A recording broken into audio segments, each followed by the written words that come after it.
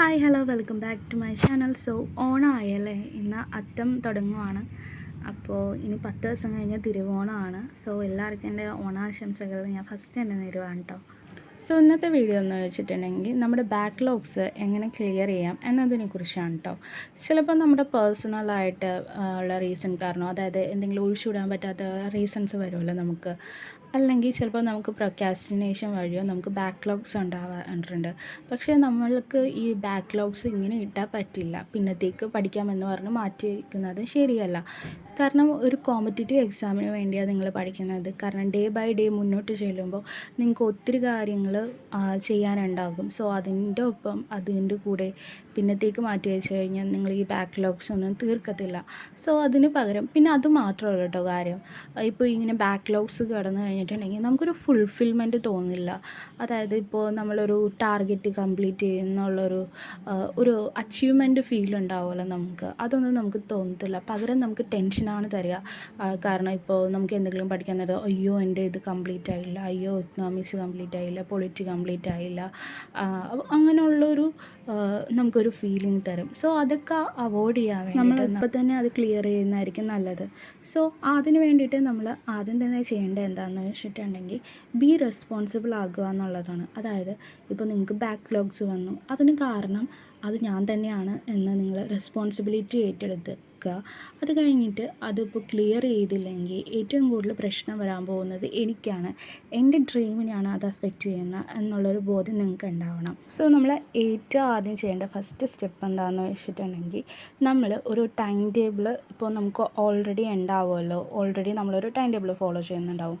അതിൻ്റെ കൂടെ നിങ്ങളൊരു എക്സ്ട്രാ ഒരു 1 hour 2 hour 3 hours നിങ്ങളുടെ കൺവീനിയൻസിനനുസരിച്ച് നിങ്ങൾക്ക് ബാക്ക്ലോഗ് തീർക്കാൻ വേണ്ടി മാത്രം അത് നിങ്ങൾ അലോക്കേറ്റ് ചെയ്യുക ഡെയിലി.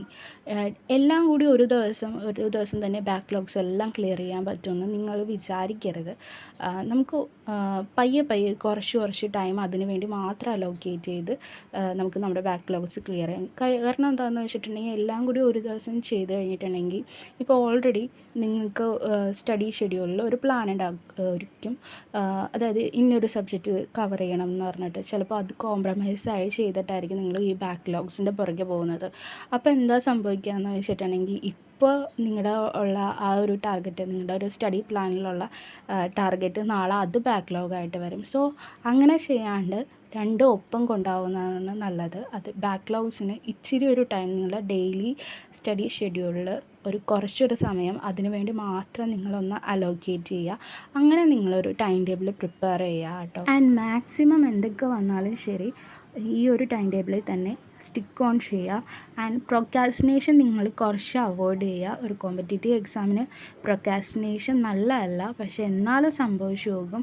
പക്ഷേ എന്താണെന്ന് വെച്ചാൽ മാക്സിമം നിങ്ങളത് അവോയ്ഡ് ചെയ്യാൻ നോക്കുക കേട്ടോ. കുറച്ച് പ്രൊഡക്റ്റീവായിട്ട് നിങ്ങൾ പഠിക്കുക. ഒരു ടൈം ടേബിളൊക്കെ ഉണ്ടാക്കി ഡെയിലി ഒരു ടു ഡു ലിസ്റ്റൊക്കെ വെച്ചിട്ട്, ആൻഡ് ബേൺ ഔട്ട് ആവാൻ നേരത്ത് എന്തെങ്കിലും ഒരു ബ്രേക്കൊക്കെ എടുത്തിട്ട് പ്രിപ്പയർ ചെയ്യാൻ നോക്കുക. ആൻഡ് ഇപ്പോൾ നിങ്ങളൊരു ടു ഡു ലിസ്റ്റ് എന്താ പറയുക ഉണ്ടാക്കുവാണെങ്കിൽ, പിറ്റേ ദിവസത്തിന് വേണ്ടി ഉണ്ടാക്കുവാണെങ്കിൽ അത് നിങ്ങൾ തലേ ദിവസം രാത്രി ചെയ്യുന്നതായിരിക്കും നല്ലത്. മോർണിംഗ് ചെയ്യുന്നതിനേക്കാളും നല്ലത് തലേ ദിവസം രാത്രി ചെയ്യുന്നതായിരിക്കും നല്ലത്, എൻ്റെ ഒരു ഒപ്പീനിയനാട്ടോ. പിന്നെ നിങ്ങൾ നന്നായിട്ട് ഉറങ്ങുക, എക്സസൈസ് ചെയ്യുക. ആൻഡ് ഉറങ്ങാൻ നേരത്ത് നിങ്ങൾ ഫോൺ യൂസ് ചെയ്യരുത് കേട്ടോ. നമ്മൾ കിടക്കാൻ നേരത്ത് ഫോൺ യൂസ് ചെയ്ത് കഴിഞ്ഞിട്ടുണ്ടെങ്കിൽ, ഇപ്പോൾ നമുക്ക് സോഷ്യൽ മീഡിയ ആണ് ശരിക്കും നമ്മുടെ വില്ലൻ എന്ന് പറയുന്നത്. ഒരു തരത്തിൽ അത് നമുക്ക് നല്ല യൂസ്ഫുള്ളാണ്. പിന്നെ ഒരു തരത്തിൽ പറഞ്ഞു കഴിഞ്ഞിട്ടുണ്ടെങ്കിൽ നമ്മുടെ പ്രിപ്പറേഷനിൽ അതൊരു വില്ലനും കൂടിയാണ്. നമ്മൾ ഉറങ്ങാൻ നേരത്ത് ഇങ്ങനെ സോഷ്യൽ മീഡിയ യൂസ് ചെയ്യുമ്പോൾ എന്താ പറ്റുന്നതെന്ന് വെച്ചാൽ, എന്തെങ്കിലും ഇൻട്രസ്റ്റിംഗ് ആയിട്ടുള്ളൊരു കാര്യമാണ് നമുക്ക് കാണണമെങ്കിൽ നമുക്കൊരു ഇത് വരും, ടെംപ്റ്റേഷൻ പോലെ വരും. അതായത് അതൊന്ന് കണ്ടു തീർത്ത് കഴിഞ്ഞിട്ട് കിടക്കാം എന്നുള്ളൊരു ഇതിലേക്ക് വരും. നമ്മുടെ ഒരു സ്ലീപ്പിംഗ് എന്താ പറയുക, കുറച്ച് ടൈം പോസ്റ്റ്പോൺഡ് പോകും. അതത്രയ്ക്ക് നല്ലതല്ല. കിടക്കാൻ നേരത്ത് ഫോൺ യൂസേജ് ഒഴിവാക്കുന്നതായിരിക്കും നല്ലത്. അതിന് പകരം ഈ വീക്കിലി നിങ്ങളൊരു ടാർഗറ്റ് കംപ്ലീറ്റ് ചെയ്ത് കഴിഞ്ഞിട്ടുണ്ടെങ്കിൽ, നിങ്ങൾക്ക് ഇഷ്ടമുള്ള ഒരു ഷോ കാണാൻ ഒരു റിവാർഡ് പോലെ കൊടുത്തു കഴിഞ്ഞിട്ടുണ്ടെങ്കിൽ നിങ്ങൾക്ക് പഠിക്കാൻ നല്ല മോട്ടിവേഷൻ ഉണ്ടാവും. സോ ഈ സ്റ്റെപ്സൊക്കെ ഒന്ന് ചെയ്ത് നോക്കാം കേട്ടോ. അറിയാം ഇതൊക്കെ കുഞ്ഞു കുഞ്ഞു സ്റ്റെപ്പുകളാണ്, കുഞ്ഞു കുഞ്ഞു കാര്യങ്ങളാണെന്നറിയാം. പക്ഷേ ചിലപ്പോൾ ഈ കുഞ്ഞു കുഞ്ഞു കാര്യങ്ങളൊക്കെ ആയിരിക്കും നിങ്ങളുടെ ജീവിതത്തിൽ വലിയ വലിയ മാറ്റങ്ങളൊക്കെ കൊണ്ടുവരുന്നത്. ആൻഡ് പ്രൊക്കാസ്റ്റിനേഷൻ നിങ്ങൾ മാക്സിമം അവോയ്ഡ് ചെയ്യുക. അറിയാം പ്രൊക്കാസ്റ്റിനേഷൻ വരുമെന്ന് നിങ്ങൾക്കറിയാം. കാരണം നമ്മളൊരു വലിയൊരു കോമ്പറ്റേറ്റീവ് എക്സാമിന് ഈ ഇയർ ഫുള്ളായിട്ട് പ്രിപ്പയർ ചെയ്യുമ്പോൾ പ്രൊക്കാസ്റ്റിനേഷൻ ചിലപ്പോൾ വന്നു പോകും. പക്ഷേ മാക്സിമം നിങ്ങളത് അവോയ്ഡ് ചെയ്യുക. നിങ്ങളുടെ സ്റ്റഡി പ്ലാനിൽ സ്റ്റിക്ക് ഓൺ ചെയ്യുക, റെസ്പോൺസിബിൾ ആയിരിക്കുക, ഡിസിപ്ലിൻഡ് ആയിരിക്കുക. കാരണം നിങ്ങൾ ആഗ്രഹിക്കുന്ന ഒരു പോസ്റ്റ് ഇതെല്ലാം ഡിമാൻഡ് ചെയ്യുന്നുണ്ട്.